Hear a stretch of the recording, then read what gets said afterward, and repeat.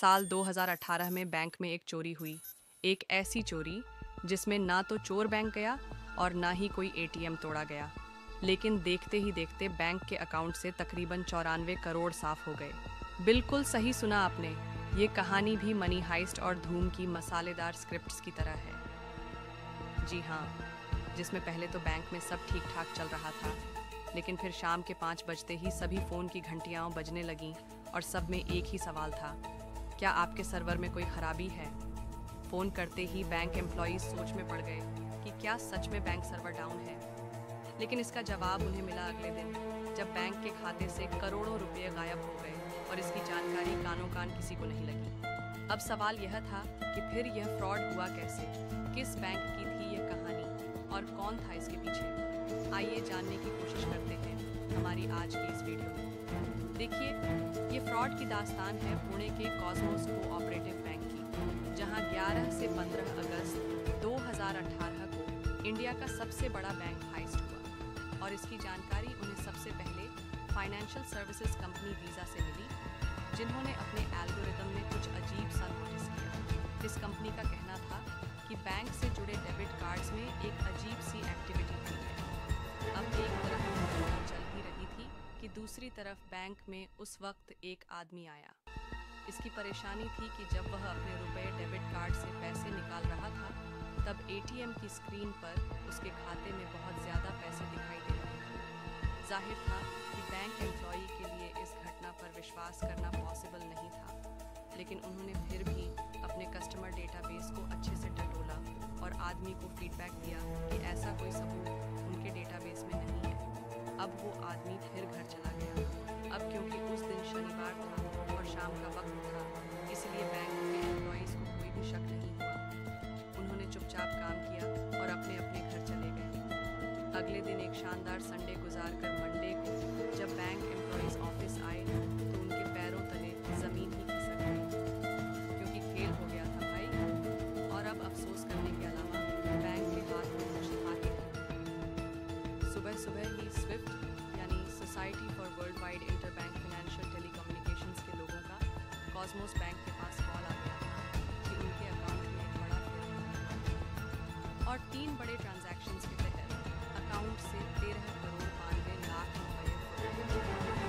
ये transfer of money देश से बाहर हांगकांग में एक हांगसांग नाम के आदमी के अकाउंट में क्रेडिट हुई है, जो कि 100% एक फेक अकाउंट की है और इसे करने के लिए हैकिंग का सहारा लिया गया है।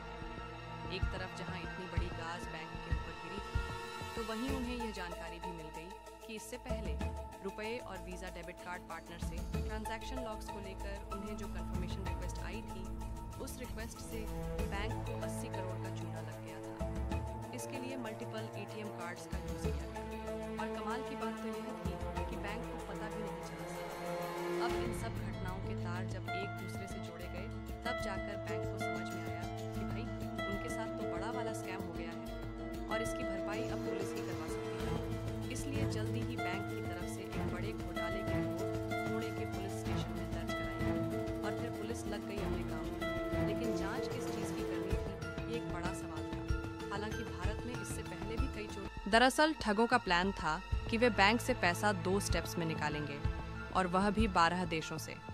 अटैक की तारीख होगी 11 अगस्त 2018 यानी शनिवार का दिन, जब बैंक में काम होता है और एम्प्लॉयज़ का भी सिक्योरिटी पर कोई ध्यान नहीं होता। इस दिन बैंक के कंप्यूटराइज्ड एटीएम सर्वर को हैक किया गया। उस पर कब्जा करके भारत के साथ साथ 31 देशों से भी पैसे निकाले गए। इसके लिए ठगों ने क्लोनिंग कार्ड्स का इस्तेमाल किया। यहाँ ध्यान देने वाली बात अब यह है कि बैंक के सर्वर को हैक करने के लिए चोरों ने एक मालवेयर यानी कि एक वायरस का इस्तेमाल किया था, जो 6 महीने पहले ही बैंक के कंप्यूटर सॉफ्टवेयर में इंस्टॉल कर दिया गया था।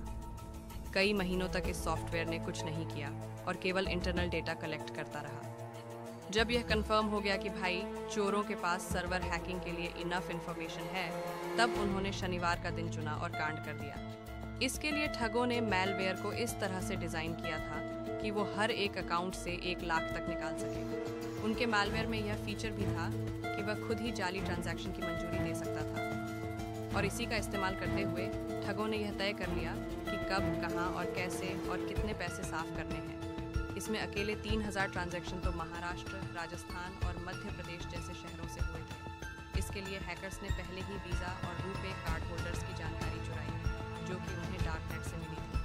उन्होंने यह भी पाया कि वीज़ा डेबिट कार्ड का इस्तेमाल 12,000 बार हुआ। इसके अलावा रुपे और स्विफ्ट डेबिट कार्ड्स के इस्तेमाल से भी पैसा निकाला गया है।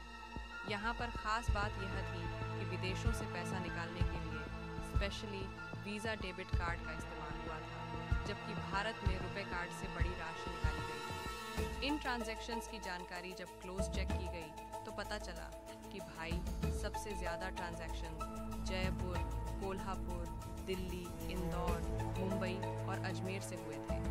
असल में यह लोग कौन थे, इसे जानने के लिए पुलिस ने घंटों तक एटीएम की फुटेज को ढूंढा और 18 ऐसे लोगों को पुलिस ने धर दबोचा जिनका कहीं ना कहीं इस बड़ी लूट में हाथ था। मगर अफसोस, इतनी सिरदर्दी का भी कोई फायदा नहीं हुआ, क्योंकि यह सभी लोग तो किराए के लुटेरे थे। उन्होंने पैसा तो निकाला था, लेकिन उन्हें यह नहीं पता था कि वे कितनी बड़ी साजिश का हिस्सा बन रहे थे। उस दिन कई देशों में ऐसे हजारों किराए के लोगों का इस्तेमाल हुआ, लेकिन यह सब हुआ कैसे था, ये सीक्रेट किराए के इन लुटेरों के पास नहीं था। इन्हें ले देकर बस एक ही नाम पता था, और वह था सुमेर यूसुफ शेख। जी हाँ, इस नाम को जब पुलिस ने अपने डेटाबेस में चेक किया तो इस नाम के 3,000 लोगों की लिस्ट उनके सामने थी, और उन्हें कोई अंदाज़ा नहीं था कि इनमें से असली कौन था।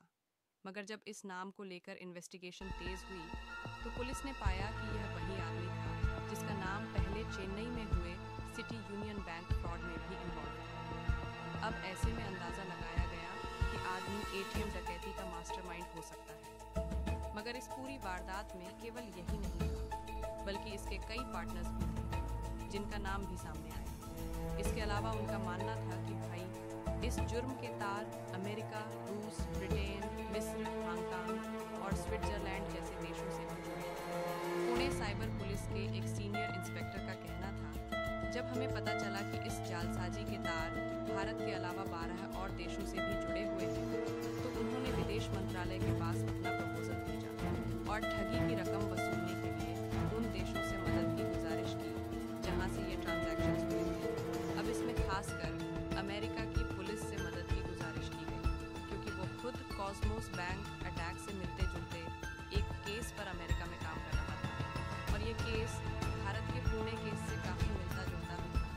और यहीं से पुणे पुलिस को एक सुराग मिला और उन्हें शक हुआ कि नॉर्थ कोरिया की इंटेलिजेंस एजेंसी रुके हैं। ये ट्रांसफ़र ऑफ मनी देश से बाहर हांगकांग में एक हांगसांग नाम के आदमी के अकाउंट में क्रेडिट हुई है, जो कि 100% एक फेक अकाउंट ही है, और इसे करने के लिए हैकिंग का सहारा लिया गया है। एक तरफ जहां इतनी बड़ी गाज बैंक के ऊपर गिरी थी, तो वहीं उन्हें यह जानकारी भी मिल गई कि इससे पहले रुपए और वीज़ा डेबिट कार्ड पार्टनर से ट्रांजैक्शन लॉग्स को लेकर उन्हें जो कंफर्मेशन रिक्वेस्ट आई थी, उस रिक्वेस्ट से बैंक को 80 करोड़ का चूना लग गया था। इसके लिए मल्टीपल एटीएम कार्ड्स का यूज़ किया गया, और कमाल की बात तो यह थी कि बैंक को पता भी नहीं चला साहब। अब इन सब घटनाओं के तार जब एक दूसरे से जोड़े गए, तब जाकर बैंक को समझ में आया कि भाई उनके साथ तो बड़ा वाला स्कैम हो गया है, और इसकी भरपाई अब पुलिस ही करवा सकती है। इसलिए जल्दी ही बैंक की तरफ से एक बड़े घोटाले की रिपोर्ट पुणे के पुलिस स्टेशन में दर्ज कराई गई, और फिर पुलिस लग गई अपने काम पर। लेकिन जांच किस चीज़ की करनी थी, ये एक बड़ा सवाल था। हालांकि भारत में इससे पहले भी कई चोरियां हुई थीं, लेकिन ऐसी चोरी तो आज तक नहीं देखी गई, जहां पुलिस को यह तक नहीं पता था कि उन्हें सबूत क्या ढूंढना है। बैंक में ना तो कोई आया और ना ही कोई बाहर गया, तो फिर इतना बड़ा फ्रॉड हो कैसे गया? इस मामले की इन्वेस्टिगेशन में जब पुलिस अंदर तक घुसी, तब उन्हें समझ में आया कि भाई यह एक बड़ा साइबर हमला था, एक ऐसा हमला जिससे पुणे पुलिस अकेले नहीं निपट सकती थी। इसलिए उन्होंने सभी